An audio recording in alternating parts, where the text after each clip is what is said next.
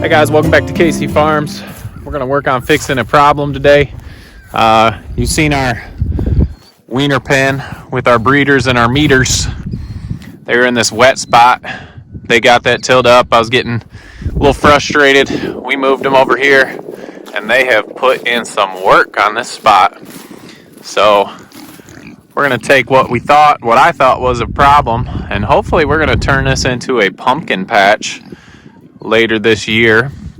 So we're going to take what they've blessed us with and turn it into a good thing. But we've got 4, called them meters. 4 of these we are going to be taking to freezer camp in the fall, and 3 of them, these 3 on the end, Millie, Penny, and Zelly, they are our future breeders.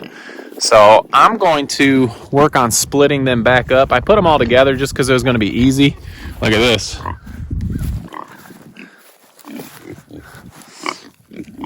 At least they're not wasting it. They're getting down and eating those roots. But I put them all together just because it was 1 stop instead of 2, just to make it easier to get some chores done. None of these guys were really rooting before we put them together. And I don't know if they're learning bad habits from one another.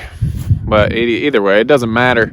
But I'm going to split them up anyway because I kind of want to keep track about how much feed we're putting into these pigs that we're going to be eating. How much is it going to cost? I know they're a lot past weaning age, so that might be a good time to start keeping track once they're weaned from their moms and you're starting to put them on pellet. But I'm just going to keep track now. We've got just under a year before we'll end up putting them in freezer camp. But at least it'll give us an idea how much money we're putting into them to get them to butcher size. So we talked about in one of our last videos having that extra fence. So I've got my extra fence ready. This might be a little more tricky. It's not going to be hard getting them to a different pen, but trying to split them one at a time, getting the 4 moved out, might be a little more of a chore. So I'm gonna get started on this, and once I get these fences set up, we'll talk about how we're gonna do this.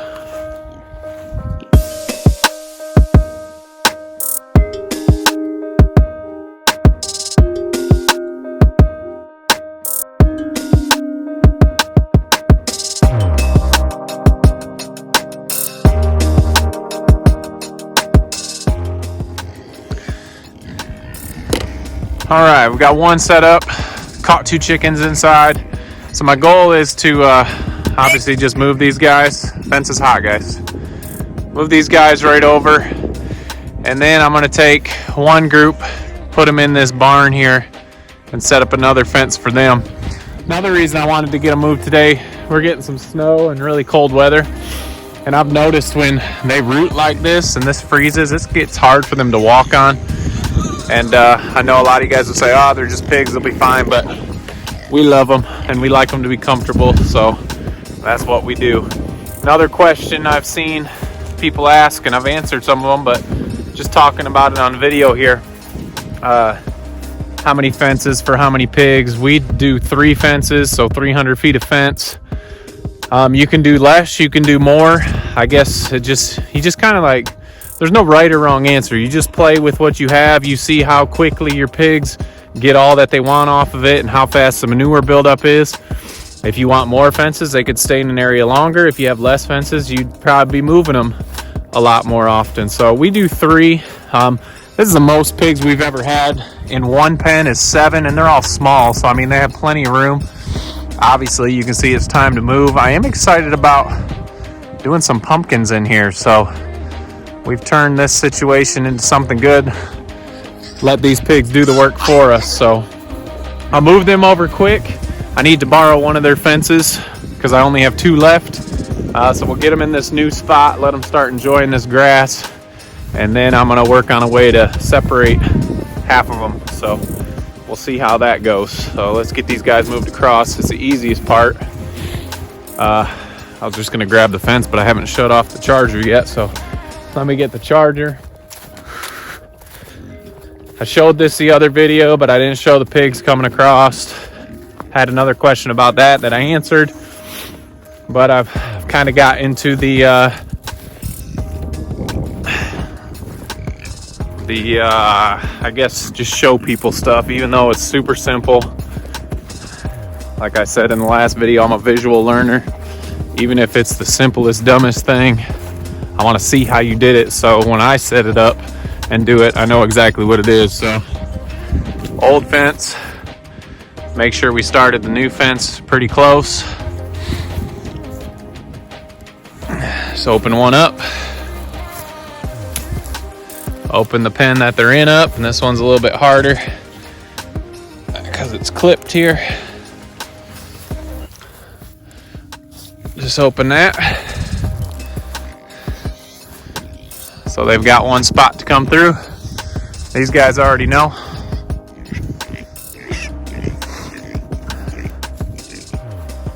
So here they come. They are leery of that fence because they know what that fence is. Pigs are not dumb.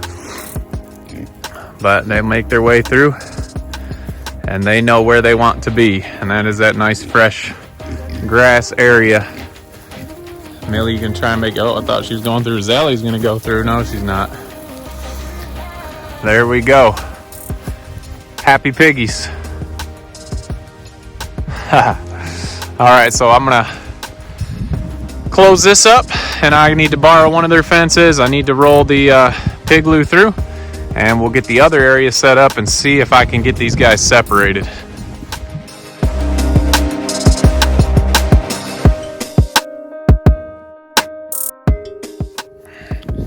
All right, well, I set this pen up twice. I was gonna put it right next to them, right out of this barn. So I just had to open that and come through, but I was thinking, well, where am I gonna go the next move? So hopefully the pigs that stay in here can just move to here. I set this fence up right here, so when they're done here, I can just move them over one. So just thinking of the future there a little bit, but now I've made this move a little bit harder. So we'll see how it goes. They are already rooting. But guys, when you get an unwanted behavior, just turn it into something good. If they keep this up, I'll just move them up front into the garden and we'll use it for them. I got a flat on my rototiller anyway, so I got 7 rototillers right here that I can use instead, and I don't have to do anything except feed them every day. So I'm thinking I'm going to take the breeders into the barn. So that's Millie, Penny, and Zelly right here. I was thinking about lifting some of them, even though they look small, they're quite hefty. So we may be chasing pigs here a little bit, but that's okay because I've got some pellet in the golf cart if I need to use some bribery. Actually, I'll probably use it anyway. But so we'll get those 3 moved over here, get them all set up. I seen a rogue chicken head over to that barn. We got to get her and put her back. So let's see what we can do to get the pigs over here. I'm just gonna open up this corner right here, leave that open. I could actually probably just use their food bowls with nothing in it and it would probably work. So let's see what we can do.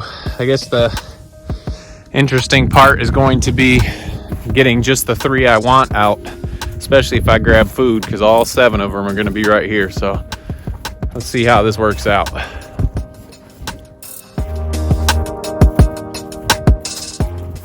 Millie's the smallest one. I'm going to try and pick her up.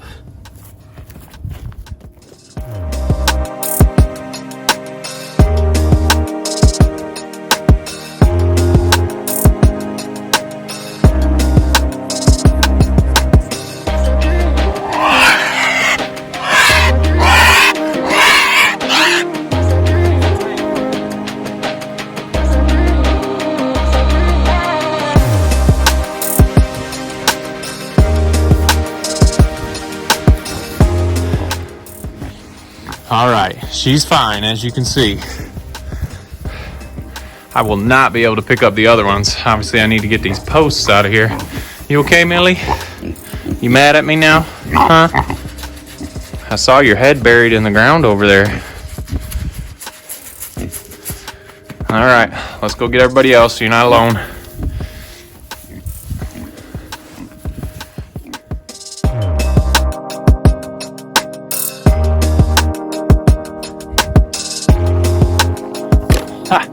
Well, that was awesome.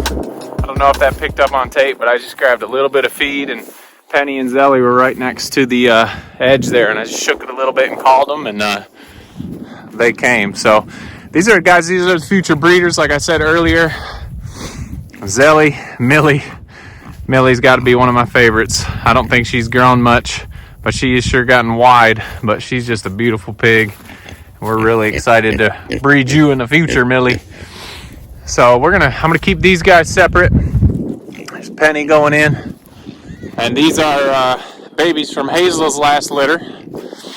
And yes, it's hard to butcher your pigs, but that's why we came out here to do this.